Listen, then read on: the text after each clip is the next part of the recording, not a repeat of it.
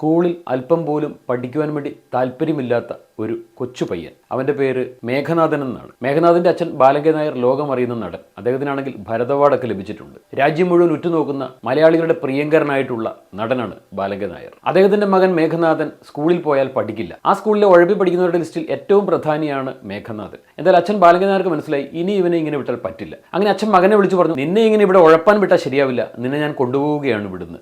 അപ്പോൾ അവൻ ചോദിച്ചു, അച്ഛൻ എന്നെ എങ്ങോട്ടാണ് കൊണ്ടുപോകുന്നത്? ഞാൻ നിന്നെ മദ്രാസിലേക്ക് കൊണ്ടുപോവുകയാണ്. അങ്ങനെ മദ്രാസിലെ ഒരു ഗവൺമെൻറ് ഹയർ സെക്കൻഡറി സ്കൂളിൽ ബാലങ്കൻ നായർ തൻ്റെ മകൻ മേഘനാഥനെ നന്നായി പഠിപ്പിക്കുവാനായി ആ സ്കൂളിൽ ചേർക്കുകയാണ്. പിന്നീട് കാര്യങ്ങളെല്ലാം മാറി മറിയുകയാണ്. മലയാളികളുടെ ഉള്ളുകിടക്കുന്ന വലിയ വില്ലനായി നമ്മുടെ എല്ലാം ഇടയിലേക്ക് കടന്നു വന്ന, നമ്മുടെ എല്ലാം ചിന്തകളിൽ ഓർമ്മകളിൽ എന്നും നിറഞ്ഞു നിൽക്കുന്ന മേഘനാഥൻ ചേട്ടൻ ഇന്ന് ഇപ്പോൾ ഇത് ഓർമ്മയായി മാറിയിരിക്കുകയാണ്. നമസ്കാരം, ഞാൻ ജെയിംസ്. സിനിമക്കാരുമായി ഒരുപാട് അടുത്ത ബന്ധമൊന്നും സൂക്ഷിക്കുന്ന ആളല്ല ഞാൻ.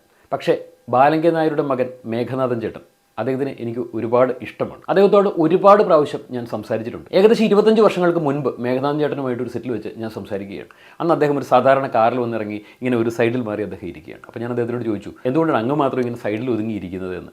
അപ്പോൾ അദ്ദേഹം എന്നോട് പറഞ്ഞു, ഞാനിങ്ങനെ ജീവിച്ചു പോകുന്നതിന് ജെയിംസ് നിനക്ക് എന്താണ് പിടിക്കുന്നില്ല എന്ന് എന്നോട് ചോദിച്ചു. ഒരുപാട് നേരം അടുത്തിരുന്ന് മേഘൻ ചേട്ടനുമായിട്ട് അങ്ങനെ മിക്കവാറും സംസാരിക്കാറുണ്ട്. ആ സമയത്തൊക്കെ ആണെങ്കിൽ തന്നെ ഒരുപാട് ചിത്രങ്ങളിൽ അദ്ദേഹം വില്ലൻ വേഷങ്ങൾ അവതരിപ്പിച്ച് തൻ്റെ വ്യക്തിമുദ്ര പതിപ്പിച്ചിട്ടുള്ള ഒരു നടനാണ്. എത്ര വേണമെങ്കിലും ജാടയോ ഷോയോ ഒക്കെ കാണിക്കാം. ചായ കൊടുക്കാനും ഭക്ഷണം കൊടുക്കാനും ഒരാൾ, ഡ്രൈവറായിട്ട് ഒരാൾ, കുട പിടിക്കേണ്ട ആൾ, അങ്ങനെ ഒരുപാട് പേരെ വേണമെങ്കിൽ അദ്ദേഹത്തിന് കൂടെ കൊണ്ടു നടക്കാം. കാരണം നല്ലൊരു വില്ലനായിട്ട് അദ്ദേഹം മലയാളികൾക്കിടയിൽ പേരെടുത്ത് നിൽക്കുന്ന ഒരു സമയം തന്നെയാണ്. പക്ഷേ അദ്ദേഹം വളരെ സിമ്പിളായിട്ട് സാധാരണ കാറിൽ ലൊക്കേഷനിൽ വരുന്നു, ഒരു മൂലയിൽ മാറിയിരിക്കുന്നു. മേക്കപ്പ് ചെയ്യാൻ വേണ്ടി പറയുമ്പോൾ മേക്കപ്പ് ചെയ്ത് നേരെ ക്യാമറയുടെ മുമ്പിൽ നിൽക്കുന്നു. അസോസിയേറ്റ് ഡയറക്ടർ പറഞ്ഞു കൊടുക്കുന്ന അത് കൃത്യമായിട്ട് തെറ്റാതെ അധികം റീടേക്കുകളൊന്നും അദ്ദേഹത്തിന് വേണ്ടി വരുന്നില്ല. ഭയങ്കര ബ്രില്യൻ്റ് ആയിട്ടുള്ള ബാലങ്കൻ നായരുടെ മകനാണ് എന്ന് തെളിയിക്കും രീതിയിൽ തന്നെയുള്ള വളരെ വ്യക്തിപ്രഭാവമുള്ള നല്ലൊരു നടൻ തന്നെയാണ് മേഘനാഥൻ ചേട്ടൻ. അദ്ദേഹം സഞ്ചരിക്കുന്ന വാഹനത്തെക്കുറിച്ച് അദ്ദേഹത്തോട് ചോദിച്ചപ്പോഴാണ് അദ്ദേഹത്തിനോട് പറഞ്ഞത്, നിനക്കറിയാൻ പാടാത്തതുകൊണ്ടാണ് ഞാൻ ആദ്യമായിട്ട് മേടിക്കുന്ന ഒരു ട്രാക്ടറാണ്. ഞാൻ അന്തം വിട്ടുപോയി. കാരണം ഇത്രയും വലിയൊരു നടൻ അദ്ദേഹം ആദ്യമായിട്ട് മേടിക്കുന്ന, അദ്ദേഹത്തിൻ്റെ പേരിൽ രജിസ്റ്റർ ചെയ്യപ്പെട്ടിട്ടുള്ളത് ഒരു ട്രാക്ടറാണ് എന്നുള്ളതാണ് അദ്ദേഹം പറയുന്നത്. എനിക്കൊന്നും ഇദ്ദേഹത്തെക്കുറിച്ച് സത്യം പറഞ്ഞാൽ അറിയാൻ പാടില്ലായിരുന്നു. ഇദ്ദേഹം ആരാണ്? ഇദ്ദേഹത്തിനോട് വല്ലപ്പോഴും കാണുമ്പോൾ സംസാരിക്കാറുണ്ട്. വളരെ സൗഹൃദം സൂക്ഷിക്കുന്ന ഒരു മനുഷ്യനാണ് അദ്ദേഹം. അതുപോലെ തന്നെ അദ്ദേഹത്തെ ഫോണിൽ വിളിച്ച് ഞാൻ സംസാരിക്കാറുണ്ട്. പിന്നീട് പിൽക്കാലത്താണ്, ഏകദേശം ഒരു 10 വർഷത്തോളമായിട്ട്, ഇപ്പം മുതൽ ബാക്കിലേക്ക് ഒരു 10 വർഷത്തോളമായിട്ട് അദ്ദേഹത്തിന് പ്രാദേശിക ചാനലുണ്ട്. അദ്ദേഹത്തിന് പ്രാദേശിക ചാനലിന് വേണ്ടി പ്രോഗ്രാംസ് ഒക്കെ ചെയ്യുന്നത് ഞാനും എൻ്റെ സുഹൃത്തും അടങ്ങുന്ന ഞങ്ങളൊരു ഗ്രൂപ്പുണ്ട്. ഞങ്ങൾ പ്രാദേശിക ചാനലുകളിലേക്ക് പ്രോഗ്രാമുകൾ ചെയ്തു കൊടുക്കുന്നത് ഒരു 10-12 വർഷമായിട്ട് തുടർന്നുകൊണ്ടിരിക്കുന്ന പ്രക്രിയയാണ്. ജെയിംസ്, നീ പ്രോഗ്രാം ചെയ്യുന്നുണ്ടെങ്കിൽ നിന്റെ പ്രോഗ്രാം എനിക്കും വേണമെന്ന് പറഞ്ഞ് അദ്ദേഹത്തിൻ്റെ ചാനലിലേക്കുള്ള പ്രോഗ്രാമുകളും ഞാൻ തന്നെയാണ് കൊടുത്തുകൊണ്ടിരുന്നത്. അതിങ്ങനെ 1-2 വർഷമായിട്ട്, അല്ലെങ്കിൽ 10 വർഷമായിട്ട് നിരന്തരം തുടർന്നുകൊണ്ടിരിക്കുകയാണ്. എനിക്ക് തോന്നുന്നു ആ കോവിഡ് പടർന്നു പിടിച്ച ഒരു കുറച്ച് മാസങ്ങൾ, അതുപോലെ പ്രളയം വന്ന് നമ്മെ മൂടിയ ആ 1-2 മാസങ്ങൾ, ആ ഒരു സമയമല്ലാതെ ബാക്കിയുള്ള എല്ലാ മാസങ്ങളിലും കൃത്യമായി ഞാൻ പ്രോഗ്രാം ഈ മേഘനാഥൻ ചേട്ടൻ്റെ ചാനലിലേക്ക് എത്തിച്ചു കൊടുത്തുകൊണ്ടിരിക്കുന്ന ഒരാളുമാണ്. അപ്പോൾ പലപ്പോഴും മേഘൻ ചേട്ടനുമായിട്ട് ഫോണിൽ സംസാരിക്കാനുള്ള സാഹചര്യങ്ങൾ ഈ കഴിഞ്ഞിടയ്ക്കും ഉണ്ടായിട്ടുണ്ട്. പക്ഷേ ഇതൊട്ടും ചിന്തിക്കാനാവാത്തൊരു വേർപാടായിപ്പോയി. കാരണം വെറും 60 വയസ്സ് മാത്രമുള്ള ഒരു നല്ല ആരോഗ്യവാനായിട്ടുണ്ടായിരുന്നു. ഞാൻ അവസാനം കാണുമ്പോൾ അദ്ദേഹം നല്ല ആരോഗ്യമുള്ള മനുഷ്യനായിരുന്നു. ഇത്രയും പെട്ടെന്ന് നമ്മെ വിട്ടു പോവുക എന്ന് പറയുന്നത് ഒരിക്കലും ചിന്തിക്കാനാവുന്നില്ല. പിന്നീടാണ് എനിക്ക് മനസ്സിലാവുന്നത് അദ്ദേഹം നല്ലൊരു കൃഷിക്കാരനായിരുന്നു. അദ്ദേഹത്തിൻ്റെ നാട്ടിൽ അദ്ദേഹം ട്രാക്ടർ ഓടിച്ച് വയലിലിറങ്ങി നെൽകൃഷി ചെയ്ത് അങ്ങനെ നാട്ടിലെ വെറും ഒരു സാധാരണക്കാരനായിട്ട് എല്ലാ സാധാരണക്കാരോടും ഒപ്പം സംസാരിച്ച് ജീവിച്ചിരുന്ന ഒരു നല്ലൊരു കൃഷിക്കാരനായിരുന്നു അദ്ദേഹം എന്നുള്ളതൊക്കെ എനിക്ക് പിന്നീടാണ് മനസ്സിലാവുന്നത്. ഉദാഹരണമായിട്ട് പറയുകയാണെന്നുണ്ടെങ്കിൽ കലാഭവൻ മണി, ചാലക്കുടിയിലുള്ള കലാഭവൻ മണി എത്ര വലിയ നടനായിട്ടും അങ്ങ് രജനീകാന്തിൻ്റെ ഒപ്പമൊക്കെ അഭിനയിച്ചിട്ട് പോലും ഈ കലാഭവൻ മണി എന്ന് പറയുന്ന നടൻ ഒരിക്കലും നാട്ടുകാർക്ക് ഒരു താരമായിരുന്നില്ല. അവരുടെ ഇടയിലെ, അവരുടെ കുടുംബങ്ങളിൽ ഒരു സാധാരണക്കാരനായിട്ട് അന്ന് ഓട്ടോറിക്ഷ ഓടിച്ചുകൊണ്ടിരുന്ന സമയത്തും മണി സ്വീകാര്യനായിരുന്നു. പിന്നീട് വലിയ നടനായി കഴിഞ്ഞപ്പോഴും മണി അതേപോലെ സ്വീകാര്യനായിരുന്നു. നാട്ടിൽ എന്ത് ചടങ്ങുണ്ടെങ്കിലും, വിവാഹമുണ്ടെങ്കിലും, മരണമുണ്ടെങ്കിലും മണി എന്തെങ്കിലുമൊക്കെ കാരണം പറഞ്ഞ് സെറ്റിൽ നിന്നും നേരെ നാട്ടിലെത്തി, ആ വീട്ടിലെത്തി അവരോടൊപ്പം, മരണമാണെങ്കിൽ ആ വേദന പങ്കിടുവാൻ വേണ്ടി അവരോടൊപ്പം നിൽക്കുന്ന ഒരാളായിരുന്നു. അതുപോലെ തന്നെയായിരുന്നു മേഘനാഥൻ ചേട്ടൻ എന്നുള്ളത് പലർക്കും അറിയാത്ത വസ്തുതയെ. സ്കൂളിൽ പഠിക്കാൻ വിട്ട ഉഴപ്പി നടന്നുകൊണ്ടിരുന്ന മേഘനാഥനെ അങ്ങനെ അച്ഛൻ ബാലങ്കൻ നായർ അദ്ദേഹം നേരെ മദ്രാസിലെ ഒരു സ്കൂളിൽ കൊണ്ടുപോയി, ഒരു ഗവൺമെന്റ് ഹയർ സെക്കൻഡറി സ്കൂളിൽ കൊണ്ടുപോയി ചേർക്കുകയാണ്. 10ാം ക്ലാസ് അവസാനിപ്പിക്കുന്നതിന് വരെ അദ്ദേഹം അവിടെ നിന്നാണ് പഠിച്ചത്. ഈ പഠന സമയം മുഴുവൻ അദ്ദേഹം താമസിച്ചിരുന്ന ഹോസ്റ്റലിലോ ബോർഡിങ്ങിലൊന്നും ആയിരുന്നില്ല. അന്ന് മദ്രാസിലുണ്ടായിരുന്ന വളരെ പ്രശസ്തനായിട്ടുള്ള ഒരു ഡയറക്ടറുടെ വീട്ടിലാണ് ബാലങ്കൻ നായർ തൻ്റെ മകനെ താമസിപ്പിക്കുവാൻ വേണ്ടി ഈ ഡയറക്ടറുടെ വീട്ടിലാണ് ഏൽപ്പിച്ചിരുന്നത്. 10ാം ക്ലാസ്സിൽ പഠിക്കുമ്പോഴും സിനിമയോട് വളരെ ബന്ധമുണ്ടായിരുന്നു. ക്ലാസ് കഴിഞ്ഞാൽ ഓടി വരും. അവിടെ ഒരു വാഹിനി സ്റ്റുഡിയോ ഉണ്ട്. ആ സ്റ്റുഡിയോയിൽ തൻ്റെ അച്ഛൻ്റെ ലൊക്കേഷൻ, അത് 2, 3, 4 ഫ്ലോറിൽ നിരന്തരം ഷൂട്ടിംഗ് ഇങ്ങനെ നടന്നുകൊണ്ടിരിക്കുകയാണ്. അവിടെ വന്ന് തൻ്റെ അച്ഛൻ്റെ ഷൂട്ടിംഗ് കണ്ടു നിൽക്കുക അവന് ഏറ്റവും പ്രിയമുള്ളതായിരുന്നു. സിനിമ എന്ന സ്വപ്നം മേഘനാഥൻ്റെ ഉള്ളിലേക്ക് തള്ളിയിടുന്നത് ആ വാഹിനി സ്റ്റുഡിയോയിൽ വെച്ച് അച്ഛൻ്റെ ഷൂട്ടിംഗ് ലൊക്കേഷൻ ഒബ്സർവേഷനിലൂടെ അതങ്ങനെ നേരിട്ട് കണ്ടു കഴിഞ്ഞപ്പോൾ കുറച്ചായിട്ട് ഒരു നടനാകണമെന്നുള്ളൊരു ആഗ്രഹം ആദ്യം മുതലേ അദ്ദേഹത്തിന് ഉണ്ടായിരുന്നുവെങ്കിലും അത് ശക്തമായത് ഈ വാഹിനി സ്റ്റുഡിയോയിലേക്കുള്ള വരവോടുകൂടിയാണ് എന്നുള്ളതാണ് അറിയുന്നത്. ആ പഠന സമയത്ത് ഉച്ചഭക്ഷണം കഴിക്കുവാൻ വേണ്ടി ഇദ്ദേഹം പോയിക്കൊണ്ടിരുന്ന സംവിധായകനും തിരക്കഥാകൃത്തുമായിട്ടുള്ള ഒരാളുടെ വീട്ടിലായിരുന്നു. രാജ്യം കണ്ട ഏറ്റവും നല്ല നടന്മാരിൽ ഒരാളായ ബാലങ്കൻ നായരുടെ മകനല്ലേ മേഘനാഥൻ, അദ്ദേഹം എവിടെ ചെന്നാലും അദ്ദേഹത്തെ രണ്ട് കൈ നീട്ടി സ്വീകരിക്കുമായിരുന്നു. തിരക്കഥാകൃത്ത് സംവിധായകനുമായിട്ടുള്ള ഈ വ്യക്തിയോടൊപ്പമുള്ള ഉച്ചഭക്ഷണവും അതങ്ങനെ മുന്നോട്ട് തുടർന്നുകൊണ്ടിരിക്കെ അദ്ദേഹം ഒരു സിനിമ എഴുതുന്നുണ്ട്. അപ്പോൾ അദ്ദേഹം മേഘനാഥനോട് ചോദിച്ചു, മോനെ നിനക്ക് അഭിനയിക്കുവാൻ വേണ്ടി താല്പര്യമുണ്ടോ?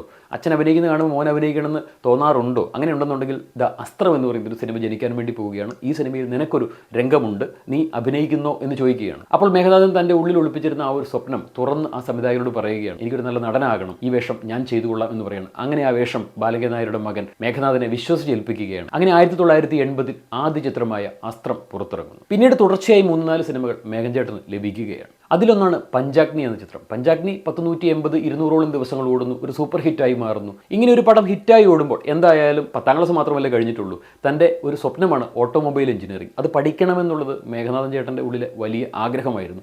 അങ്ങനെ അച്ഛനോടത് പറയുന്നു.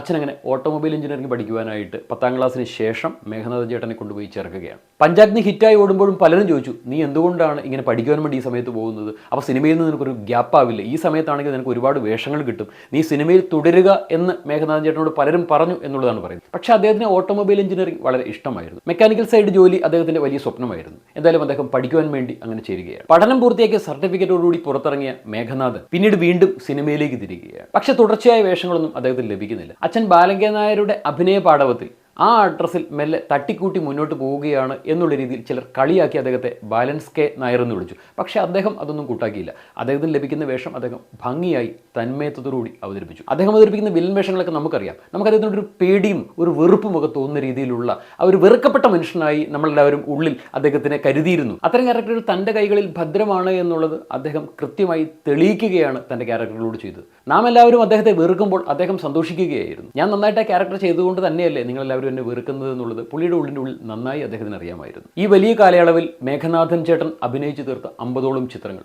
അതിലേറെ മലയാളികളുടെ എല്ലാവരുടെയും മനസ്സിൽ ഓർമ്മയുള്ള ഒരു ചിത്രമാണ് ഈ പുഴയും കടന്ന് എന്നുള്ള ചിത്രം. അതിനൊക്കെ ശേഷം ഇങ്ങ് അവസാന ഘട്ടങ്ങളിൽ എത്തി നിൽക്കുമ്പോൾ ആക്ഷൻ ഹീറോ ബിജു എന്നുള്ള ആ ചിത്രം, ആ പെൺകുട്ടിയുടെ പിതാവായിട്ട് സത്യസന്ധനായിട്ടുള്ള അച്ഛൻ, പക്ഷേ അദ്ദേഹത്തിന് ഏൽക്കേണ്ടി വരുന്ന ആ ഒരു അപമാനഭാരം വളരെ ഭംഗിയോടുകൂടി തന്മയത്വത്തോടുകൂടി അദ്ദേഹം അഭിനയിച്ചു തീർത്തു. പിന്നീട് മലയാളികളെല്ലാവരും അദ്ദേഹം എവിടെ ചെന്നാലും ഈ 40-45 സിനിമയോളം അദ്ദേഹം അഭിനയിച്ചുവെങ്കിലും അതിനെക്കുറിച്ചൊക്കെ അദ്ദേഹത്തെ ദൂരെ കാണുമ്പോൾ അടുത്ത് പോയി സംസാരിക്കാൻ വേണ്ടിയിട്ടുള്ള ഒരു പേടിയോടുകൂടിയാണ്, അല്ലെങ്കിൽ അങ്ങനെയൊന്നും ആളുകൾ പെട്ടെന്ന് പുള്ളിയുടെ അടുത്തേക്ക് വരില്ല എന്നുള്ളതായിരുന്നു അദ്ദേഹം പലപ്പോഴും പറഞ്ഞുള്ളൂ. പക്ഷേ ഈ ആക്ഷൻ ഹീറോ ബിജു പുറത്തിറങ്ങിയതിന് ശേഷം ഒരുപാട് ആളുകൾ അദ്ദേഹത്തിൻ്റെ അടുത്ത് ചെന്ന് നിങ്ങൾക്ക് ഇങ്ങനെയും അഭിനയിക്കാനൊക്കെ സാധിക്കുമോ എന്നുള്ളത് ഏറെ ആകാംക്ഷയോടുകൂടിയായിരുന്നു മലയാളികൾ ചോദിച്ചിരുന്നത് എന്നുള്ളത് അദ്ദേഹം പലപ്പോഴും പറഞ്ഞിട്ടുണ്ട്. അദ്ദേഹത്തിന് ഏറെ സന്തോഷമുണ്ടാക്കിയ ഇനിയും മുന്നോട്ട് ഇത്തരം വേഷങ്ങൾ ചെയ്യണമെന്നുള്ളത് അദ്ദേഹത്തിൻ്റെ മനസ്സിലെ വലിയ ആഗ്രഹമായിരുന്നു. മുന്നോട്ടുള്ള കാലങ്ങളിൽ നല്ല നല്ല വേഷങ്ങൾ ചെയ്യണമെന്നുള്ള അദ്ദേഹത്തിൻ്റെ ആ ഒരു സ്വപ്നം അത് സബലീകരിക്കാതെ അദ്ദേഹം യാത്രയായി. മേഘനാഥൻ എന്നുള്ള പച്ചയായ മനുഷ്യൻ, കൃഷിയെ സ്നേഹിക്കുന്ന, തൻ്റെ നാടിനെ സ്നേഹിക്കുന്ന, നാട്ടുകാരെ സ്നേഹിക്കുന്ന ഏറ്റവും നല്ലവരായി ആ നാട്ടുകാർക്ക് എല്ലാവർക്കും പറയാനുള്ളത് മേഘനാഥനെ കുറിച്ച് നല്ലത് മാത്രമാണ്.